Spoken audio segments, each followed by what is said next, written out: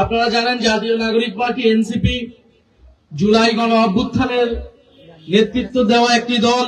জুলাই গণ অভ্যুত্থানের মধ্য থেকে, তরুণদের মধ্য থেকে এই দল তৈরি হয়েছে এবং এবার জাতীয় সংসদে আমরা 6টি আসনে বিজয় লাভ করেছি এবং সারা বাংলাদেশে আমরা সংগঠন গড়ে তুলছি। আমরা আজকে নেত্রকোনার এই হাওড় এলাকার মানুষেরকে দুঃখ দুর্দশা দেখে এসেছি যে হাওড়ে 6 মাস পানি থাকে, 6 মাস থাকে না, এবং সেখানকার মানুষের যোগাযোগ ব্যবস্থা যে অব্যবস্থাপনা, একটা মানুষ অসুস্থ হলে হাসপাতাল পর্যন্ত নিয়ে যেতে যেতেই তার মৃত্যু হওয়া সম্ভব, এবং অনেকে আমাদেরকে বলেছে এরকমটা হচ্ছে অহরহ। অন্যদিকে এই যারা কৃষক রয়েছে সেই কৃষকরা ধানের ন্যায্য মূল্যটা পাচ্ছে না। এখন মাছ ধরা নিষিদ্ধ 3 মাস 4 মাস ধরে, এই মাছ ধরা নিষিদ্ধ পদে তাদেরকে 30 কেজি চাল ধান দেওয়া হয়েছে এবং এটার নাম দিয়েছে তারা জেলে কার্ড। আপনারা পাইছেন জেলে কার্ড? তো এই জেলে কার্ডের মাধ্যমে কয়েক কেজি ধান দিয়ে তাদেরকে বসায় রাখছে। এখন তারা বলতেছে যে আমরা এই ধান দিয়ে কি করবো, এতটুকু দিয়ে আমাদের কয়দিন যাবে, আমরা তো চলতে ফিরতে পারতেছি না, এখন এই কার্ড দিয়ে আমরা কি করব? ফলে সরকারকে আমরা বলেছি এই বিভিন্ন কার্ডের খেলা না খেলে সত্যিকার অর্থে মানুষের কর্মসংস্থান নিশ্চিত করুন। যদি মানুষের কর্মসংস্থান নিশ্চিত না হয় উপজেলা পর্যায়ে, জেলা পর্যায়ে, বিশেষত তরুণদের, প্রত্যেকের ঘরেতে তরুণ রয়েছে, ছেলে অথবা মেয়ে রয়েছে, শিক্ষিত অথবা শিক্ষাহীন অবস্থায় আছে, তাদের যদি কর্মসংস্থান আমরা নিশ্চিত না করতে পারি তাহলে এই দেশের অর্থনীতির কোনো পরিবর্তন হবে না।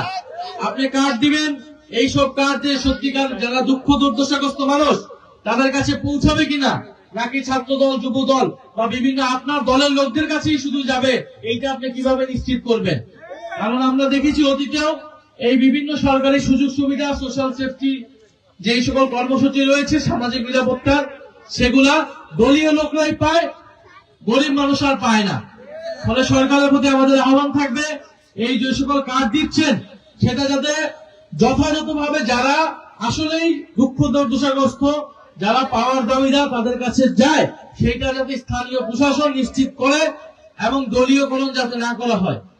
দ্বিতীয়ত, এই হাওড় অঞ্চলকে নিয়ে নেত্রকোনা, সুনামগঞ্জ থেকে শুরু করে নেত্রকোনা, কিশোরগঞ্জ, আমরা বলছি যে হাওড় অঞ্চলকে নিয়ে বিশেষ বরাদ্দ এবং বিশেষ পরিকল্পনা প্রয়োজন সরকারের, এবং আমরা সংসদে এই কথা উপস্থাপনা করব যে হাওড় অঞ্চলে, এটা বাংলাদেশের হাওড় হচ্ছে সম্পদ, আমরা যদি এখানে মৎস্য সম্পদ এবং পর্যটন শিল্প গড়ে তুলতে পারি পরিকল্পনা মাফিক, আমার মনে হয় নেত্রকোনা সহ এইখানে যে অর্থনীতি তৈরি হবে পুরো বাংলাদেশে সেটা কন্ট্রিবিউশন রাখবে, পুরো বাংলাদেশে সেটা ভূমিকা রাখবে।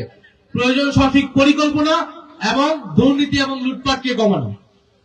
পরিশেষে আরেকটি কথা বলবো, আপনারা জানেন যে জুলাই গণ অভ্যুত্থানের পরবর্তী সময়ে সবাই আমরা বলছি যে বাংলাদেশ পরিবর্তনের বাংলাদেশ হবে, সংস্কার হবে, এবং এই কারণে আমরা জুলাই সনদ রচনা করছি। সেই জুলাই সনদের উপরে গণভোট হয়েছে। গণভোটে 70% মানুষ, পুরা সমগ্র বাংলাদেশ থেকে 70% মানুষ হায়ের পক্ষে ভোট দিয়েছে।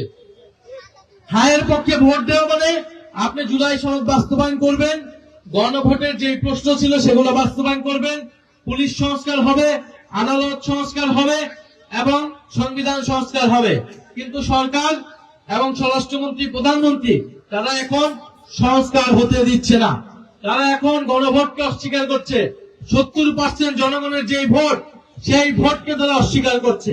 ফলে আমরা সারা বাংলাদেশের মানুষের কাছে যাচ্ছি যে আপনারা আপনাদের জায়গা থেকেও ভয়েস রেজ করুন, কথা বলুন যে এই জুলাই সনদ, এই সংস্কারটা যদি বাস্তবায়ন না হয় তাহলে 1400 মানুষ যে শহীদ হয়েছে, 30,000 যারা আহত হয়েছে, ইভেন বিএনপির যে সকল নেতাকর্মী যারা জুলাই যোদ্ধা হিসেবে রাজপথে ছিল, আমাদের সকলের পরিশ্রম, সকলের আত্মত্যাগ আমাদের বৃথা যাবে। আমরা কি সেটা হতে দিতে পারি? আমরা সেটা হতে দিব না। আমরা কোনো আন্দোলন করে পরিস্থিতি ঘোলাটে করতে চাই না। আমরা বলছি যে জনগণ আপনাদেরকে ক্ষমতা দিয়েছে, আপনারা, জনগণ আপনাদের 70% মানুষ জুলাই সনদ বাস্তবায়নের জন্য বলেছে, আপনারা সেই কাজটা করুন। আমরা যৌক্তিকভাবে সরকারের বিরোধিতা করব, জাতির প্রয়োজনে সরকারকে আমরা সহযোগিতা করব। কিন্তু সরকার যদি সংস্কার বাস্তবায়ন না করে, জুলাই সনদের সাথে প্রতারণা করে, গণ অভ্যুত্থানের সাথে প্রতারণা করে, তাহলে এই দেশের তরুণ প্রজন্ম, এই দেশের সাধারণ মানুষ, এই দেশের যারা জুলাই অভ্যুত্থানে অংশগ্রহণ করেছে, তাদের পক্ষে এই সরকারকে সহযোগিতা করা সম্ভব না।